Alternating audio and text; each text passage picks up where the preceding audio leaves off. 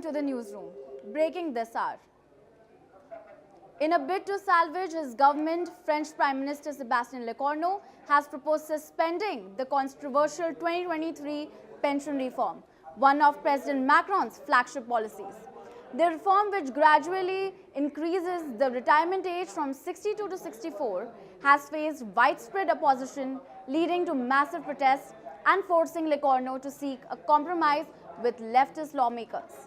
The suspension would last until after the 2027 presidential election, costing the government an estimated 400 million euros in 2026 and 1.8 billion euros in 2027. This move is part of a last-ditch effort to pass a 2026 budget that includes 30 billion euros in cuts to address France's high deficit, which is expected to reach 5.4% of GDP this year. However, Lecornu's proposal risks alienating conservative Republicans and international investors already concerned about the country's fiscal stability. Let's listen in to what the French president stated in the parliament. La fiscalité des très grandes fortunes parmi nos compatriotes a pu interpeller un certain nombre d'entre vous. Là aussi, il faut reconnaître qu'il peut y avoir des anomalies. Nous croyons que réussir par son travail est une bonne chose. Nous voulons une société où il est bon de travailler, de réussir et d'innover. Nous voulons aussi être vigilants au consentement à l'impôt.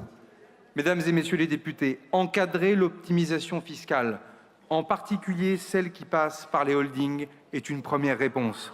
Nous demanderons à créer une contribution exceptionnelle des grandes fortunes que nous proposons d'affecter au financement des investissements du futur qui touchent à notre souveraineté pour les infrastructures, la transition écologique ou la défense. Partager le pouvoir avec le Parlement, voici incontestablement une rupture. Dans une assemblée divisée, un gouvernement, même en s'appuyant sur la majorité la plus relative, ne peut, dans la durée, agir sans tenir compte des oppositions. Ce n'est pas possible, ce n'est plus possible et surtout, ce n'est pas souhaitable. J'ai renoncé à utiliser l'article 49, alinéa 3 de la Constitution. C'est la garantie pour l'Assemblée nationale que le débat, notamment budgétaire, mais pas seulement, dans tous les domaines, ira jusqu'au bout. Breaking developments coming in from Africa, Madagascar's National Assembly has voted overwhelmingly to impeach President Andry Rajoelina with 130 votes in favor and one blank ballot. The next step is for the High Constitutional Court to validate the impeachment. While there are reports of the elite military unit taking control of the region, Madagascar's presidency has condemned the military's claim to have seized power. The presidency has also warned a clear act of coup. Meanwhile, young protesters outside the capital city hall praise both Rajoelina's impeachment and alleged military control. Une très bonne nouvelle pour nous, pour les militants, pour tous les Malgaches. Et vraiment, c'est incroyable parce que il y a 2 semaines, on se battait force à force avec les militaires. Et aujourd'hui, nous avons gagné. Une annonce vraiment qui mérite une célébration nationale. Voilà. La prise de position de militaires, c'est quelque chose qu'on attend depuis très longtemps. À savoir qu'il y a eu d'abord la gendarmerie et tout ça qui s'est battu aux côtés du pouvoir, alors que nous avons vu que le peuple était à bout de souffle. Donc c'était vraiment quelque chose de formidable que l'armée a pris part aux revendications du peuple.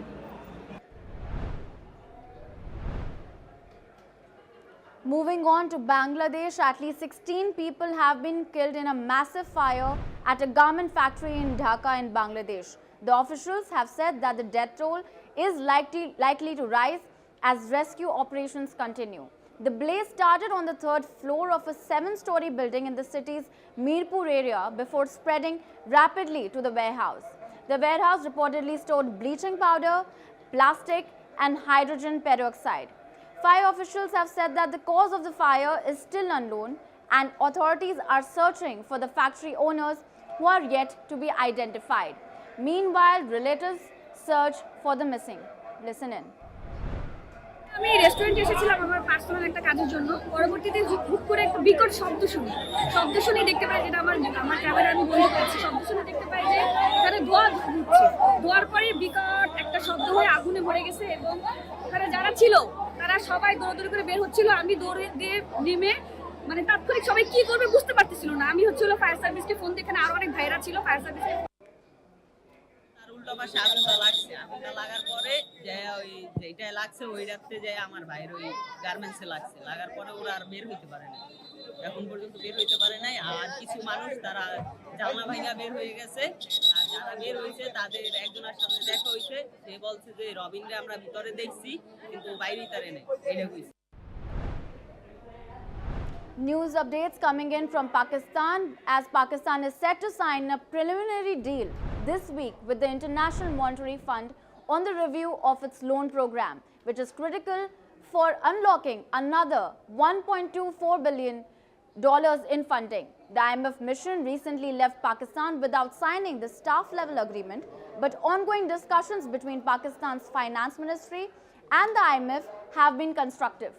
The agreement relates to Pakistan's $7 billion extended fund facility and $1.4 billion resilience and sustainability facility aimed at stabilizing the economy after a severe crisis.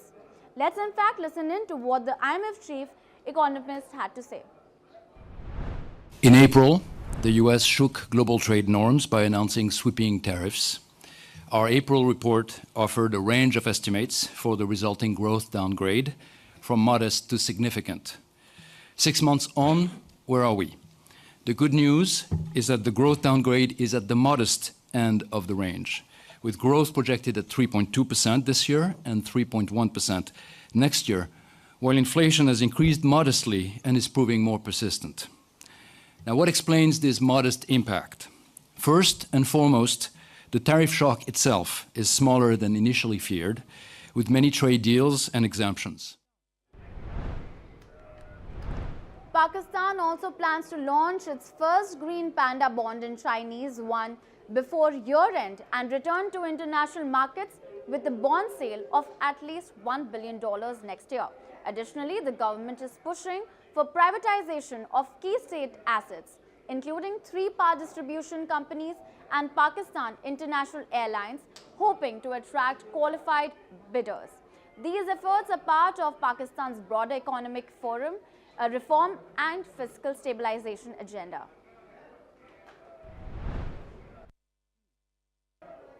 More news coming in. According to Right Group in Accra, the United States has deported at least 42 West Africans to Ghana since early September as part of an OPEC deal. As per the non-partisan democracy hub, the latest flight arrived on Monday, upping a previous estimate from lawyers who estimated the count of at least 28 deportees. Ghana has become the latest country to accept people deported from the US as part of President Donald Trump's crackdown on illegal immigration. Previously, the Trump administration has approached a number of African countries to accept deportees as part of its push to deter immigration.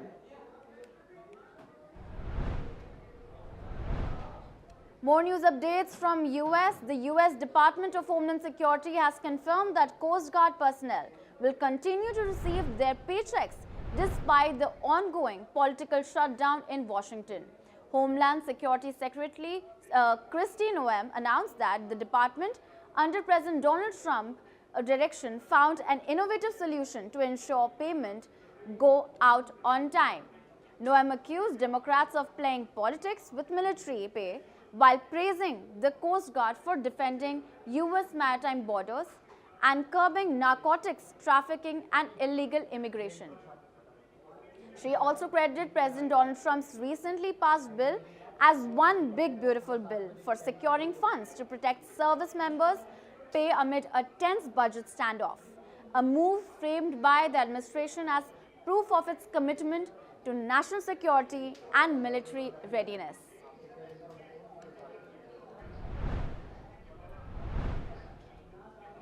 Now some breaking news updates coming in from the Middle East. The Nasser Medical Center in Gaza has confirmed the arrival of 45 Palestinian bodies recently handed over by Israel as part of a ceasefire agreement brokered by US President Donald Trump. Under the terms of the deal, Israel is supposed to return at least 15 Palestinian bodies for each deceased Israeli citizen that is released by Hamas. Earlier, Hamas released 3 Israeli bodies and 1 Nepalese national. The bodies of Palestinians, many of which remain unidentified, were delivered to Gaza on Tuesday. On the other hand, while the bodies of 24 hostages with Hamas are unaccounted for, the local authorities in Gaza report that Israel is still holding hundreds of Palestinian bodies, including those involved in the initial attacks on October 7. Here's what the Director General of the hospitals in Gaza had to say. هذه الجثامين تم وضعها من قبل الاحتلال في ثلاجات، وهناك ما هو واضح المعالم وهناك ما يصعب التعرف عليه، وأخذنا وعد يعني من الصليب الأحمر أن نتلقى أسماء هؤلاء الشهداء 45 الذين تم تسليمهم. إلى الآن لم. While of course there are celebrations on return of the hostages who were alive in Hamas captivity, there is also tension over the bodies of the hostages, which is over 24 now, that still remain with Hamas. The son of Amiran Cooper, an Israeli hostage killed in Gaza, spoke to journalists at Tel Aviv's Hostage Square, emphasizing the urgent need to continue searching for the remains of the missing hostages. Amiram, who was 84 years of age, was kidnapped from his home in Kibbutz Nir Oz along with his wife.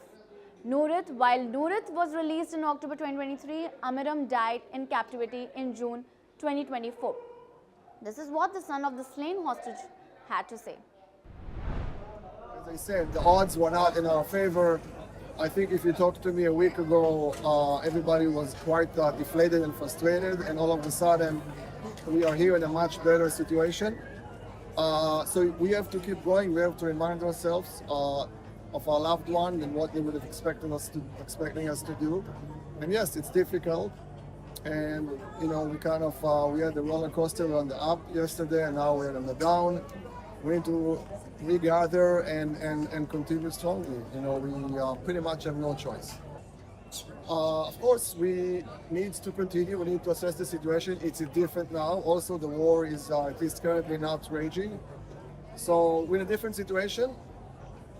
We have people that are helping us how to strategize what to do, but in no way we're going to stop before we get all the hostages.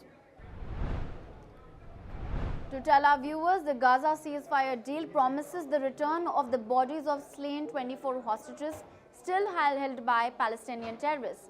In the related news, the Israeli Defense Forces have identified the bodies of 4 hostages returned by Hamas, including Guy Elius and Bipin Joshi, who were kidnapped in October 2023 and died while in captivity. Tens of thousands of people have flooded the streets of Brussels on Tuesday to protest government austerity plans, with a national strike that disrupted flights and public transport. The protest, which saw an estimated 80,000 demonstrators, comes as Belgium grapples with a massive budget deficit. The coalition government, led by Prime Minister Bart de Wever, is pushing pension reforms and other cuts to reduce the deficit, angering the trade unions. While the main march was peaceful, clashes broke out between some protesters and police, resulting in several arrests. Let's listen in to what some of the protesters have to say. Alors aujourd'hui, on ressent de la détermination et quand même de la colère, parce que mettre toutes ces mesures sur le dos des travailleurs sans faire participer les épaules le plus larges, ce n'est pas juste. En fait, j'ai perdu mon emploi en 2019, j'ai fait plusieurs formations et impossible de trouver du travail. J'ai beau envoyer des CV, etc. Vu l'âge, c'est pas possible, quoi. Pourtant, j'ai des conditions dans lesquelles il y a beaucoup d'avantages, mais impossible de trouver du travail, quoi. Justice. Lors des dernières élections, on a laissé croire aux travailleurs qu'ils auraient 500 € de plus dans leur poche, ce qui est totalement fou. Après, ils ont dit, ah mais non, finalement, vous aurez 500 € de différence entre les gens qui travaillent et les gens qui ne travaillent pas. On a menti aux gens sur plusieurs faits, sur plusieurs choses. Voilà. Some breaking news coming in from Venezuela. At least 14 people have been confirmed dead following a mine collapse in Encalo in Venezuela after torrential rains caused severe flooding in the region. The incident occurred at the Cuatro Esconia de Cartel mine located in the southeast of the country, where the 3 shafts were flooded. Emergency operations are currently underway to recover the victims, with authorities focusing on pumping out water from the mine shafts to assess the situation in Alcalá, a town heavily dependent on gold mining, has seen repeated safety concerns due to the unregulated nature of the industry. Search and rescue efforts are ongoing as authorities continue to monitor the situation. Let's listen in to what the miners had to say. Cuando empezó a llover normal, no había crecido el río, no había crecido, eso fue de repente 3, 4 horas de lluvia, ya cuando habían pasado más de 4 horas, fue un volcán de agua de abajo para arriba, todos los barrancos. Habían 3 barrancos en producciones que fueron los panas que cayeron abajo del agua. Por la radio que los muchachos estaban pidiendo ayuda, no nos dejes morir, chamo, jefe, estaban diciendo, y entonces los muchachos empezaron a machinear y venía el agua. El agua venía como remolino. Sí. Y ellos 3 se lanzaron en el mecate y los muchachos no pudieron subirlo. Y ahí fue donde el agua se lo llevó y no pudimos escuchar más nada, y empezamos a escuchar fue ya los gritos de la hermana de uno de los muchachos, gritando, llorando. Estaba uno que como que sí se veía que estaba nadando, pero igual no pudo. Now shifting our focus to Nepal, 4 writ petitions have been filed in the Supreme Court of Nepal seeking criminal investigation and accountability for those involved in suppressing the Gen Z protest on September 8th and 9th. The writs call for a criminal investigation into the roles of the then Prime Minister KP Sharma Oli, Home Minister Ramesh Lekhak, Police Chief Chandra Kuber, and the then Chief District Officer of Kathmandu, Chabi Rajai.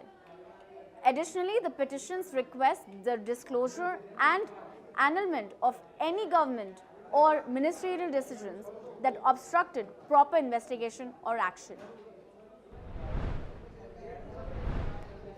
Breaking news coming in from Ukraine. Ukraine's energy provider Ukrenergo announced that emergency power cuts had been implemented in 8 regions due to damage caused by recent Russian strikes. The regions affected include Sumy, Kharkiv, Poltava, and Dnipropetrovsk, as well as partial disruptions in Kirovograd, Kiev, and Cherkasy. The energy provider cited a difficult situation in the energy system resulting from continued Russian attacks on critical infrastructure. These power cuts are part of ongoing efforts to stabilize the grid and manage the damage from the strikes.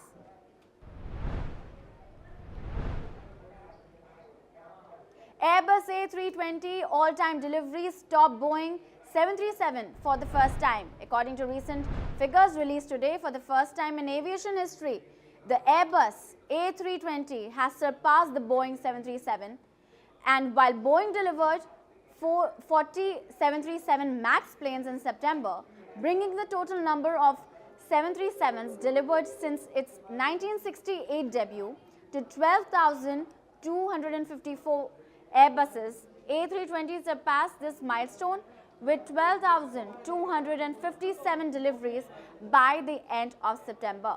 The A320, introduced in 1988, is now officially the most purchased aircraft in history, overtaking Boeing's long-standing single-aisle flagship. With that, it's a wrap on the newsroom. Keep watching for more breaking news updates.